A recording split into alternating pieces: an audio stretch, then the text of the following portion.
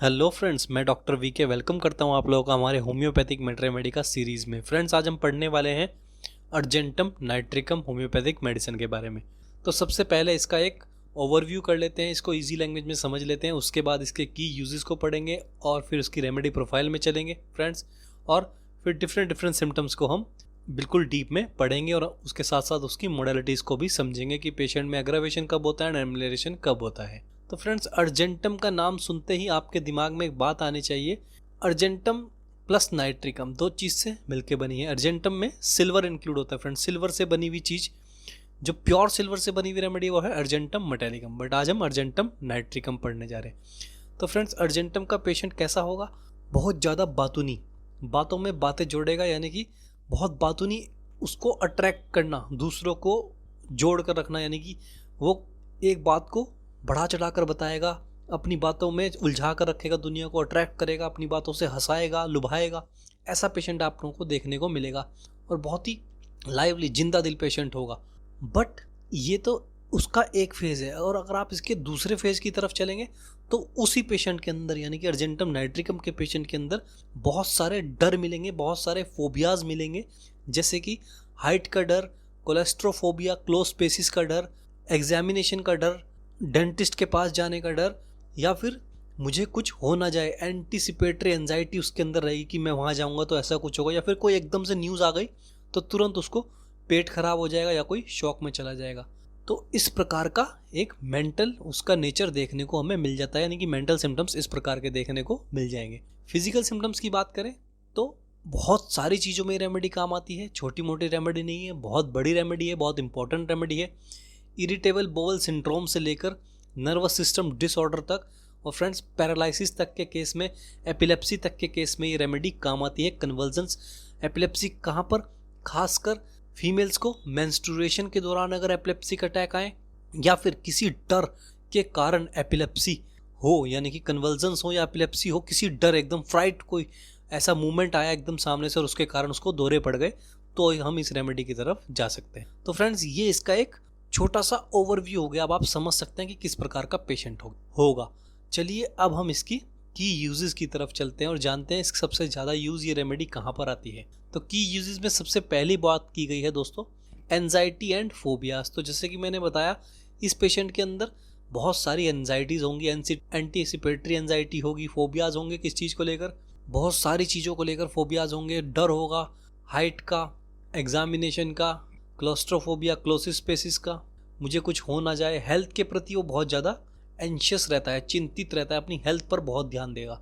तो इन्हीं सब पॉइंट्स को हम रेमेडी प्रोफाइल में भी डिस्कस करेंगे। सेकंड पॉइंट की बात की गई है दोस्तों, डाइजेस्टिव प्रॉब्लम। तो डाइजेस्टिव प्रॉब्लम में पेशेंट बताएगा कि जैसे ही खाना खाता हूँ पेट में गैस बन जाती है, पेट बहुत ही भारी हो जाता है और मुझे ढकार आने को होती है बट नहीं आती, और अगर आएगी भी तो बहुत कष्ट से, बहुत बड़ी ढकार आएगी एक ही बार, और उससे मुझे बहुत आराम मिलेगा। यानी कि खाने के बाद उसको तुरंत भारीपन हो जाएगा और उसमें ऐसा रहता है कि एक बार ढकार आ जाए तो बहुत आराम मिलेगा, बट वो ढकार बहुत मुश्किल से आती है, पर जब आएगी तो बहुत बड़ी ढकार आएगी। तो ये तो हो गया खाने के बाद के सिम्टम। फ्रेंड्स, अगर इस केस में डायरिया है तो डायरिया के साथ साथ जो स्टूल पास होगा बहुत ही लाउड और एक्सप्लोजिव गैसेस के साथ पास होगा, और अगर कॉन्स्टिपेशन है तो बहुत ही ज़्यादा मुश्किलें उसको कॉन्स्टिपेशन में आती हैं। उसके साथ साथ इरिटेबल बोवल सिंड्रोम में भी ये काम आती है, और गैस्ट्रिक अल्सर के लिए भी ये बहुत इंपॉर्टेंट रेमेडी है। थर्ड पॉइंट में इसी की बात की गई है दोस्तों, इरिटेबल बोवल सिंड्रोम। इस पॉइंट को हम रेमेडी प्रोफाइल में डिस्कस करेंगे डीपली। फोर्थ पॉइंट में बात की गई है मल्टीपल सिरोसिस। मल्टीपल सिरोसिस क्या होता है दोस्तों? हमारी खुद की इम्यूनिटी हमारी बॉडी पर अटैक कर देती है और जो हमारी लेयर है उसके जो सेल्स हैं और टिश्यूज़ हैं उनको ही नष्ट करना स्टार्ट कर देती है। तो मल्टीपल सिरोसिस मेन इस पे जो एक्शन है वो हमारी खुद की इम्यूनिटी पर है, यानी कि खुद की इम्यूनिटी तक बिगड़ जाती है, तो उसमें भी ये रेमेडी काम करती है। और फाइनली बात की गई है लास्ट पॉइंट में नर्वस डिसऑर्डर, यानी कि हमारी नसों के अंदर, नर्वस का मतलब हमारी जो नर्व्स हैं उनके अंदर कोई डिसऑर्डर आ जाए, तो उनमें बहुत सारे कारणों के कारण इसमें नर्वस डिसऑर्डर आ जाता है फ्रेंड्स। तो उसी को हम इसके रेमेडी प्रोफाइल में जाकर डिस्कस करेंगे। चलिए अब इसके हम मेन पेज पर चलते हैं और सबसे पहले इसके कुछ की सिम्टम्स को पढ़ते हैं जो आपको पेशेंट के अंदर देखने को मिलेंगे ही मिलेंगे। तो फ्रेंड्स, ये आ गए हम अर्जेंटम नाइट्रिकम के की सिम्टम्स पर। चलिए पॉइंट बाय पॉइंट आपको पढ़ के समझते हैं। सबसे पहला पॉइंट है एंजाइटी। तो बहुत ज़्यादा चिंता, तनाव, एंजाइटी है उसे। हेल्थ के प्रति भी एंजाइटी है, एंटीसिपेटरी एंजाइटी भी, यानी कि आगे क्या होगा, कैसे होगा, मैं कैसे करूँगा। कहीं जाने की एंजाइटी है, कोई खबर सुन लेगा उसको लेके वो बेचैन हो जाएगा, तनाव में आ जाएगा। उसके बाद जो पॉइंट है उसमें बात की गई इम्पल्सिवनेस। तो अर्जेंटम का पेशेंट हमेशा ही इम्पल्सिव होगा, जल्दबाजी उसके दिमाग में हमेशा ही रहेगी दोस्तों। उसकी बातों में भी, उसके काम में भी आपको हर जगह जल्दबाजी देखने को मिलेगी। और उसके साथ साथ फोबियाज, जैसे कि मैंने आपको की यूज में बताया, बहुत सारे फोबियाज उसके अंदर आपको देखने को मिल जाएंगे। उसके बाद बात की गई है craving for sweet food which aggravates symptom. तो ये इसका एक बहुत ही इंपॉर्टेंट सिम्टम है कि इस पेशेंट को जिस भी चीज़ की क्रेविंग होती है, इसमें स्वीट्स की भी होती है as well as salty food की भी होती है, वो हम बाद में पढ़ेंगे। जिस भी चीज़ की क्रेविंग होती है उसी चीज़ से सिम्टम में एग्रावेशन हो जाता है। यानी कि मीठे की क्रेविंग हुई, मीठा खाया, तुरंत पेट में गड़बड़ हो गई, यानी कि उसी चीज़ से एग्रावेशन हो गया। उसके बाद पॉइंट में बात की गई है डाइजेस्टिव प्रॉब्लम विद फ्लैटलेंस। तो इसकी डाइजेस्टिव प्रॉब्लम में, जैसे कि मैंने आपको बताया, खाते ही पेट में भारीपन हो जाएगा, ऐसा लगेगा पेट तन गया। तो वो किसके कारण होता है? उसमें फ्लैटलेंस, यानी कि पूरी गैस से भर जाता है पेट, और उसमें ऐसा लगेगा कि बस एक बार ढकार आ जाए। और अगर ढकार आएगी भी तो वो बहुत मुश्किल से आएगी, और जब वो आएगी तो बहुत लंबी ढकार आएगी, और उससे फिर उसको आराम मिलेगा।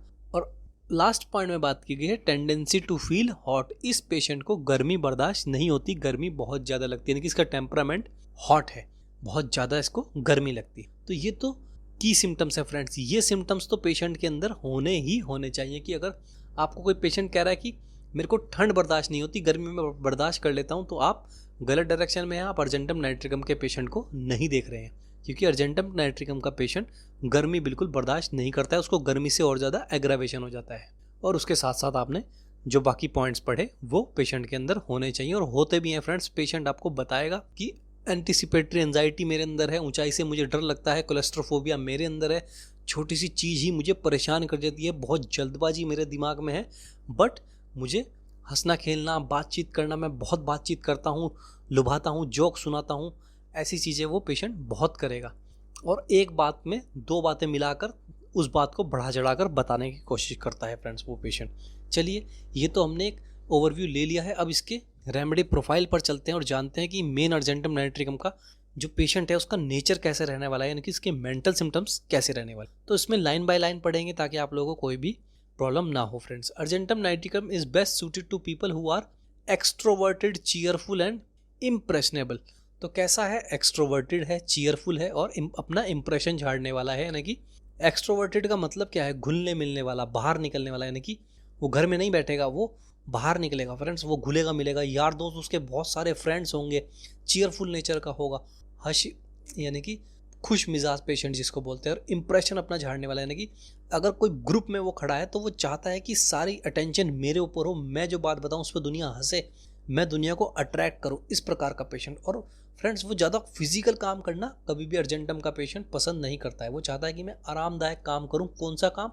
जिसमें मेमोरी का यूज़ जैसे हो, ज़्यादा हो, यानी कि आपको लॉयर ऐसे मिल सकते हैं, कोई ट्रेडर जो ट्रेडिंग करता है, या फिर जिसमें ब्रेन वर्क ज़्यादा इस्तेमाल होता है बट फिजिकल वर्क कम इस्तेमाल होता है। इस प्रकार का वो काम अपनी लाइफ में करना चाहेगा।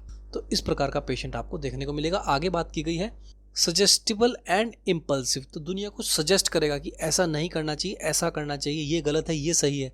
और उसके साथ साथ कैसा है? इम्पल्सिव, बहुत जल्दी वो इम्पल्सिव हो जाता है, गुस्सा उसके अंदर आ जाता है और बहुत ज़्यादा बेचैन हो जाएगा तुरंत के तुरंत ही। They may have difficulty in controlling their far ranging minds and emotions.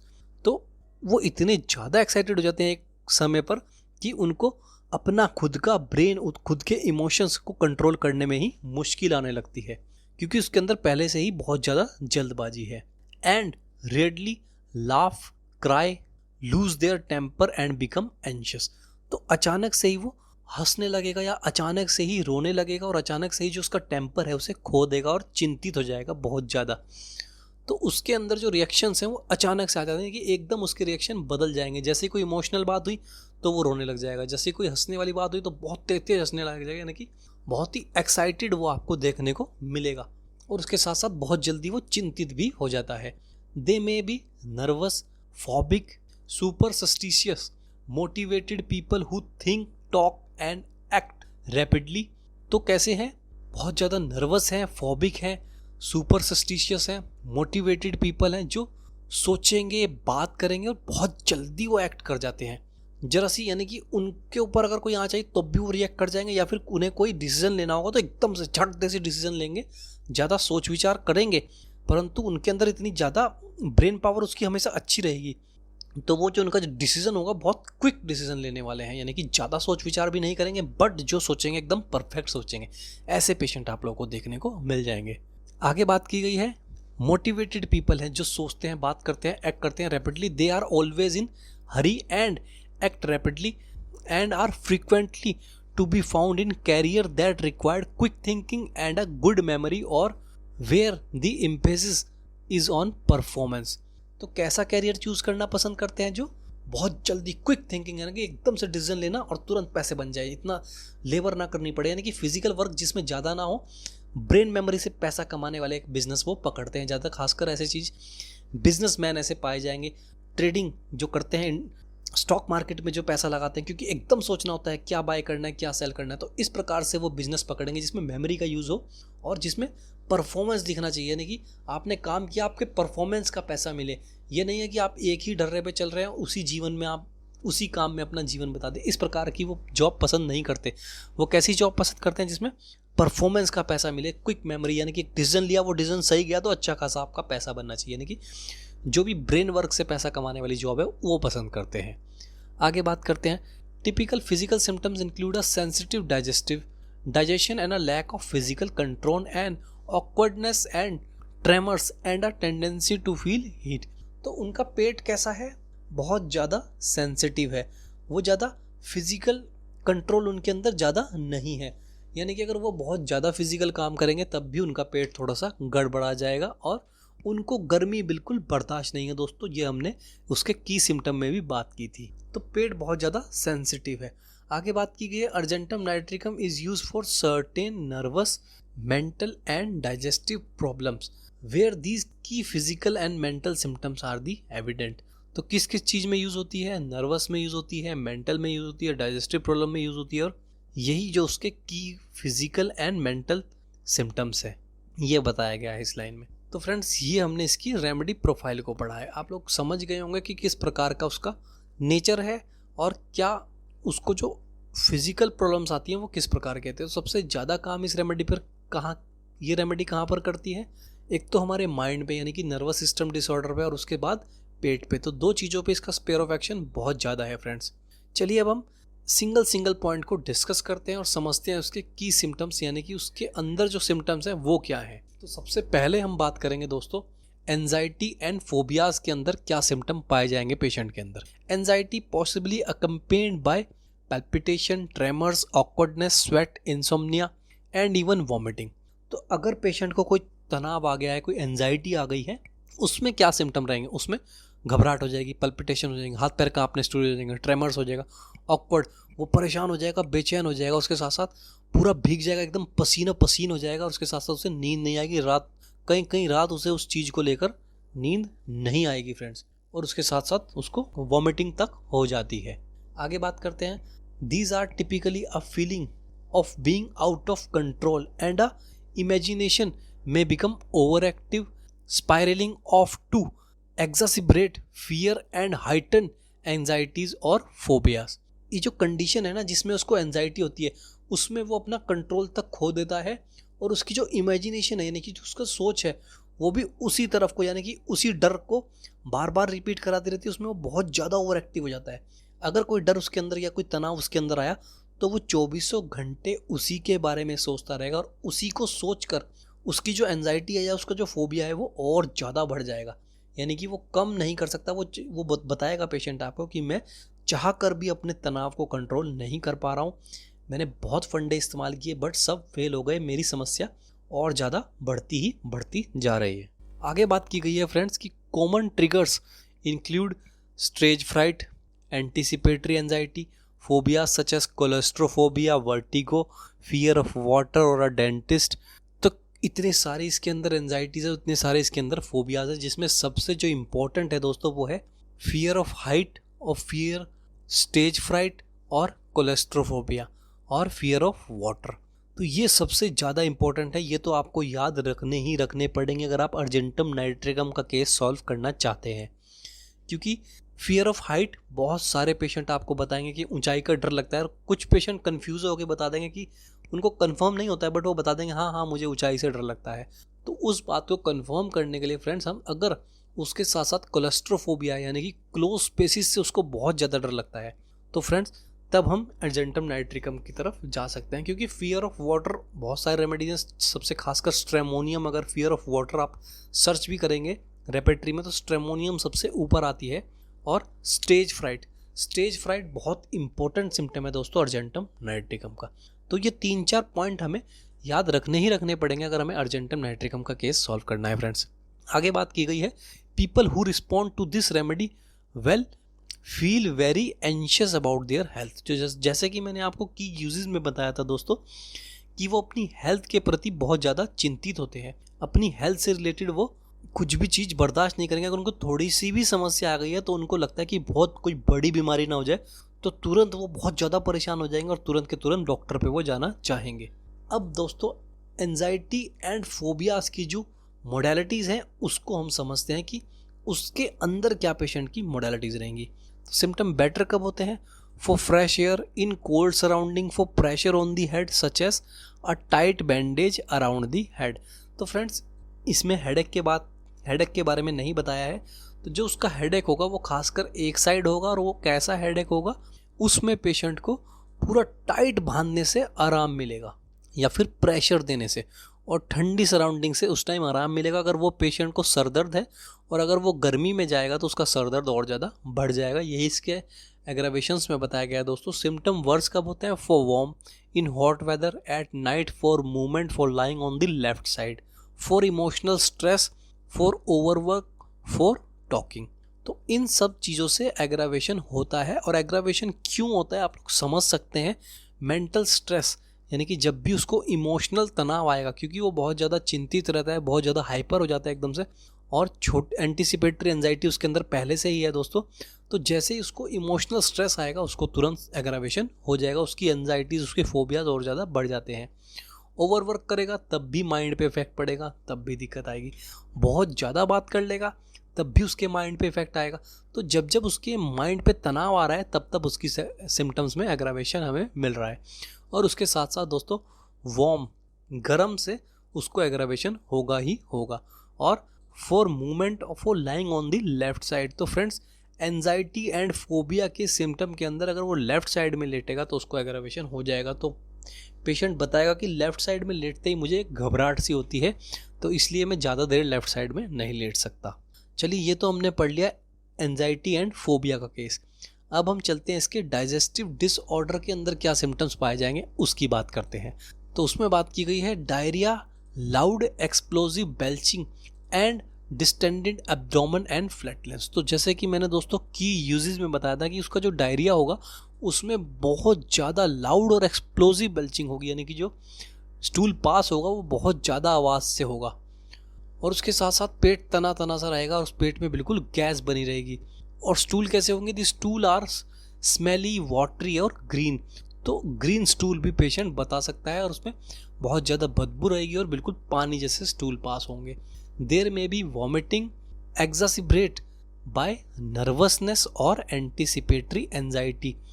तो फ्रेंड्स ये पॉइंट बहुत ज़्यादा इंपॉर्टेंट है, इसको हमेशा याद रखिएगा। और आपको डाउट है कि अर्जेंटम नाइट्रिकम का पेशेंट है तो ये पॉइंट तो आपको पूछना ही पूछना है, वरना पेशेंट खुद ब खुद ही ये पॉइंट बताता है दोस्तों कि जैसे कोई खबर आई, यानी कि मान लीजिए मौत की खबर है या कोई शॉकिंग न्यूज़ है या उसने कोई ऐसी चीज़ देख ली, तो तुरंत उसको पेट में गड़बड़ होगी। और गड़बड़ में क्या होगा? तुरंत उसको डायरिया जैसी कंडीशन आएगी दोस्तों, या फिर वॉमिट हो जाएगी दोस्तों।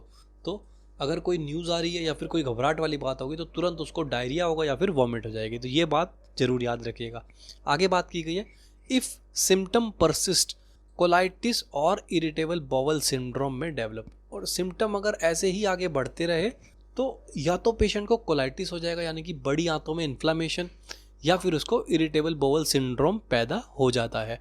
तो यही सिम्टम अगर आगे बढ़ गए तो दोस्तों याद रखिएगा कि एंटीसिपेटरी एंजाइटी के कारण अगर उसको वॉमिट और डायरिया, अगर ऐसा कंडीशन बार बार होती रही है, बहुत क्रोनिक हो गई इस चीज़, तो उसको ये कंडीशन पैदा होगी। तो अगर आपके पास कोलाइटिस का केस भी आया या फिर इरिटेबल बाउल सिंड्रोम का केस भी आया, तो आपको उसकी हिस्ट्री लेनी पड़ेगी दोस्तों, और उसमें ऐसा पूछना पड़ेगा कि अगर कोई खबर आती है या कोई बात आप सुनते हैं तो उससे क्या आपको वॉमिटिंग जैसा फील होता है या फिर एकदम से डायरिया हो जाता है, तो ये बात आपको उससे कंफर्म करनी पड़ेगी। आगे बात की गई है दोस्तों, the digestion is sensitive with possibly craving for salt और sweet food, although the latter may trigger headache और डायरिया। तो उसको सॉल्टी चीज़ें भी पसंद है और स्वीट फूड भी पसंद है, बट इनसे उसको डायरिया हो जाता है या हेडेक्स हो जाएंगे, यानी कि हेडेक स्टार्ट हो जाएगा। तो अब दोस्तों हम बात करते हैं कि डाइजेस्टिव डिसऑर्डर के अंदर मोडेलिटीज़ क्या रहने वाली हैं। तो उसके अंदर सिम्टम बेटर कब होंगे? For fresh air in cool surrounding, for pressure on the abdomen. तो प्रेशर देने से इस केस में आराम मिलता है। और उसमें सिम्टम एग्रावेशन कब होगा? For warm, for hot weather, for lying on the left side, for emotional stress, for cold और स्वीट फूड। तो ठंडी चीज़ और मीठी चीज़ खाने से एग्रावेशन हो जाएगा। और आपको पता है गर्मी से तो होगा ही होगा, इमोशनल स्ट्रेस से तो इसको एग्रावेशन होगा ही होगा। अब हम चलते हैं इसके इरिटेबल बाउल सिंड्रोम के सिम्टम्स पर दोस्तों, जानते हैं कि इरिटेबल बाउल सिंड्रोम के अंदर क्या सिम्टम पाए जाएंगे। उसमें बात की गई है कॉन्स्टिपेशन दैट ऑल्टर्स विद फ्लैटलेंस और डायरिया। तो इसमें कॉन्स्टिपेशन भी रह सकता है पेशेंट को, और उसके साथ साथ गैस रहेगी और डायरिया भी रह सकता है। There is fluttery tense feeling in the stomach and pain in the upper left abdomen.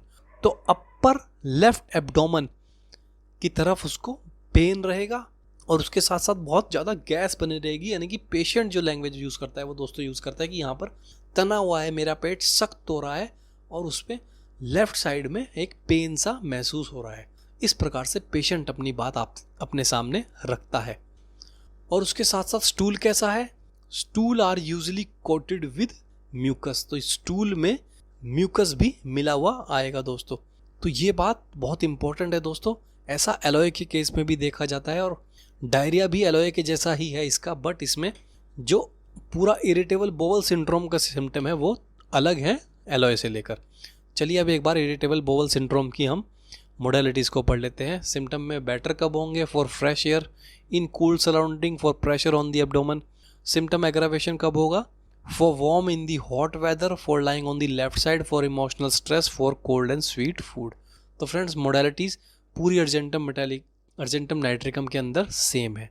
अब हम बात कर लेते हैं इसके लास्ट पॉइंट की, जो कि है नर्वस डिसऑर्डर, और जानते हैं कि इसके नर्वस डिसऑर्डर के अंदर क्या क्या सिम्टम्स पाए जाएंगे। द लिम्स में फील वीक, यानी कि जोड़ों में उसको वीकनेस नजर आएगी। ब्रूज्ड एंड ट्रेम्बलिंग, तो उसके साथ साथ यानी कि वीकनेस तो है ही है, उसके साथ साथ एक दुखन है, जैसे मोच आ गई हो ऐसी दुखन है। उसके साथ साथ हाथों पैरों में उसको कंपन भी मिलेगी। There is often giddiness and a tendency to stagger in the dark. इस लाइन में बात की गई दोस्तों कि उसके साथ साथ उसको जोड़ों में वीकनेस तो है ही, उसके साथ साथ एक गिडीनेस है, यानी कि एक चक्कर जैसा है, एक जैसे होता है ना चकराव, सिर चकरा गया, ऐसे पेशेंट आप लोगों को बताया कि मुझे ऐसा लगता है कि हाथों पैरों में एकदम से कंपन सी आई है और उसके साथ साथ मुझे चकराव सा महसूस होता है, यानी कि पूरा मेरा शरीर एकदम से हिल सा गया है। और tendency to stagger in the dark, और डार्क में जब वो अंधेरे में होगा तो खासकर उसको ऐसी कंडीशन पैदा होगी दोस्तों, जैसे कि वो गिर जाएगा, तो अंधेरा में वो एक कदम भी नहीं चल सकता है। आगे बात की गई है the remedy is also use for twitching with numbness. तो ये रेमेडी ट्विचिंग विद नमनेस, ये पॉइंट बहुत इंपॉर्टेंट है दोस्तों। ट्विचिंग का मतलब हाथों पैरों में मसल्स में जकड़न आ जाना, उसके साथ साथ नमनेस। तो ये रेमेडी कन्वल्जन्स के लिए भी काम आती है, एपिलेप्सी के लिए भी काम आती है दोस्तों, जैसे कि मैंने आपको बताया था। तो कन्वल्जन्स और एपिलेप्सी में क्या कंडीशन रहेगी? पूरा शरीर जकड़ जाएगा। और ज़्यादातर जो स्ट्रोक हमें होता है, कन्वल्जन्स होते हैं, वो दोस्तों या तो किसी फ्राइट के कारण होंगे, किसी डर के कारण होंगे, या फिर एक फीमेल को मेंस्ट्रुएशन के कारण कन्वल्जन्स होते हैं। आगे बात की इसी लाइन को बताया गया है, which may also follow a stroke or brain injury or which may be linked to epilepsy, especially if attack occur after a fright or during menstruation. तो उसी बात को समझाया गया है। नेक्स्ट लाइन में बात की गई है, a weakness and heaviness of the limbs may eventually lead to the feeling of paralysis. तो जो उसको लिम्स में वीकनेस महसूस हो रही है वो ऐसा फील करता है कि मुझे पैरालिसिस होने की, लकवा जैसे मार जाता है, पैरालिसिस हो जाता है। उस कंडीशन में जो मसल्स के अंदर वीकनेस फील होती है वही इस पेशेंट को फील होगा। लास्ट पैरा में बात की गई है दोस्तों, अर्जेंटम नाइट्रिकम में also prescribed for the multiple sclerosis if the mental and physical symptom fit to the profile. तो अगर मल्टीपल सिरोसिस है यानी कि हमारी खुद की इम्यूनिटी हमारी टिश्यूज़ को डैमेज करती जा रही है, वो कंडीशन भी है, और उसके साथ साथ ऐसे मेंटल और फिजिकल सिम्टम्स हैं, तो हम अर्जेंटम नाइट्रिकम की तरफ जा सकते हैं। चलिए अब इसमें इसकी मोडालिटीज़ को समझ लेते हैं। सिम्टम बेटर कब हो रहे हैं? For fresh air in cool surrounding. और सिम्टम में एग्रावेशन कब हो रहा है? For warm at night during menstruation. तो इस पॉइंट में थोड़ा सा मोडालिटीज़ के अंदर चेंज आया फ्रेंड्स। इसमें नर्वस डिसऑर्डर के अंदर मेंस्ट्रुएशन के दौरान अगर ऐसा हो जाए, नर्वस डिसऑर्डर पाया जाए, तो हम अर्जेंटम नाइट्रिकम की तरफ जा सकते हैं। पूरा एक ओवरव्यू था अर्जेंटम नाइट्रिकम का। आशा करता हूँ आप लोगों को रेमेडी आज अच्छे से समझ आई होगी दोस्तों। बट अगर आपको कोई भी डाउट है तो आप हमें कमेंट बॉक्स में कमेंट कीजिए, आपकी क्वेरी को हम ज़रूर कंप्लीट करेंगे दोस्तों। आज के लिए इतना ही, कल आपसे फिर मिलेंगे एक नई रेमेडी के साथ। तब तक के लिए धन्यवाद।